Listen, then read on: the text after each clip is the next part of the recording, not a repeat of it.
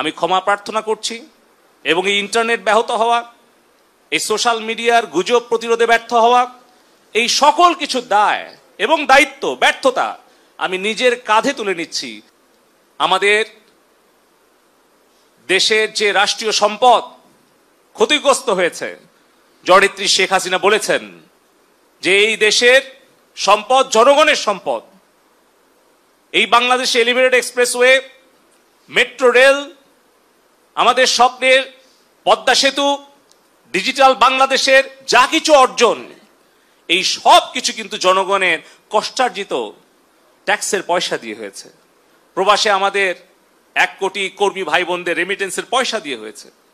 কিন্তু আজকে এই যে হাজার হাজার কোটি টাকার সম্পদের ক্ষতি যারা করছে, তারা নিশ্চয়ই বাংলাদেশের ভালো চাইতে পারে না। তারপরেও মাননীয় প্রধানমন্ত্রী জননেত্রী শেখ হাসিনা বলেছেন যে আমাদের দেশের সম্পদের ক্ষতি আমরা পূরণ করতে পারবো, কিন্তু আমাদের তরুণ প্রজন্মের হৃদয়ের যে ক্ষত, সেটা কিন্তু আমরা পূরণ করতে অনেক হয়তো সময় লেগে যাবে। সে কারণে আমি বলতে চাই, আমাদের কারো যদি দায়িত্বে কর্তব্যে অবহেলার কারণে, আমাদের ব্যর্থতার কারণে যদি আমাদের তরুণ প্রজন্ম আমাদেরকে ভুল বুঝে আমাদের প্রতি ক্ষুব্ধ হয়, তাহলে সেই দোষের শাস্তি আমরা পাই। যদি দায়িত্বে কর্তব্যে আমাদের অবহেলা হয়, যদি আমাদের সেই শাস্তি ভোগ করতে হয়, আমরা সেই শাস্তি ভোগ করতে প্রস্তুত আছি। যে কোনো সিদ্ধান্ত মাথা পেতে নিতে রাজি আছি। কিন্তু আমাদের কষ্ট হয় যখন আমাদের কোনো ভুল বা আমাদের কোনো ব্যর্থতার কারণে আমাদের প্রাণপ্রিয় নেত্রী জননেত্রী শেখ হাসিনাকে দোষারোপ করা হয়, তার বিরুদ্ধে সমালোচনা এবং ষড়যন্ত্র করা হয়। সে কারণে আমি আবারও বলবো, আমাদের দেশের 5 কোটি ছাত্রছাত্রী ভাই বোনেরা আছে, আমাদের যদি কোনো ভুল হয়, অপরাধ হয়, তাহলে সেই ভুলের শাস্তি বা সংশোধনের সুযোগ আপনারা আমাদেরকে দিবেন। কিন্তু মাননীয় প্রধানমন্ত্রী জননেত্রী শেখ হাসিনাকে দয়া করে আপনারা ভুল বুঝবেন না। কারণ জননেত্রী শেখ হাসিনা যদি নিরাপদ না থাকেন, তাহলে বাংলাদেশ নিরাপদ থাকবে না।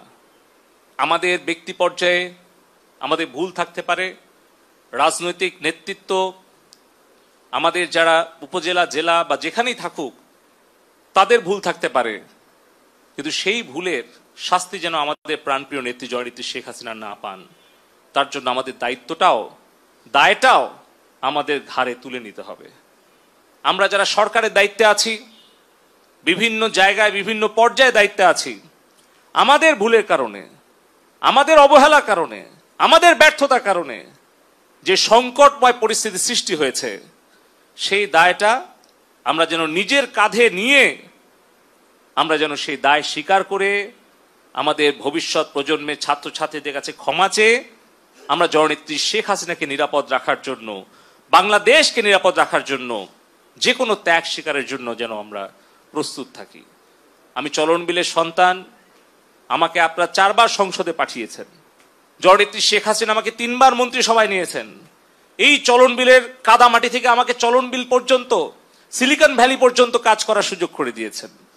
আমার যে দায়, আমার যে ব্যর্থতা, সেটার দায় এবং দায়িত্ব আমি নিজের কাঁধে নিয়ে যদি জননেত্রী শেখ হাসিনা যে কোনো শাস্তি অথবা আমাকে যে কোনো সিদ্ধান্ত দেয়, সেটা আমি মাথা পেতে নিয়ে আমি বঙ্গবন্ধুর আদর্শের সৈনিক হিসেবে, জননেত্রী শেখ হাসিনার কর্মী হিসেবে, আওয়ামী লীগের একজন কর্মী হিসেবে আমার তরুণ প্রজন্মের কাছে যদি আমার কোনো ভুল ত্রুটি হয়ে থাকে, আমি করজোরে প্রকাশ্যে আমি ক্ষমা প্রার্থনা করছি।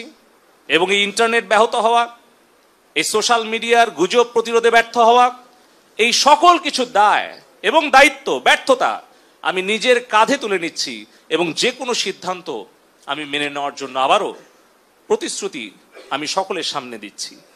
আমার দলের নেতাকর্মীরা, আপনারা সকলে ঐক্যবদ্ধ থাকবেন, যেন কেউ কোনো ষড়যন্ত্র করে, সন্ত্রাস করে আমাদের এই এলাকা, আমাদের এই দেশকে অস্থিতিশীল করতে না পারে।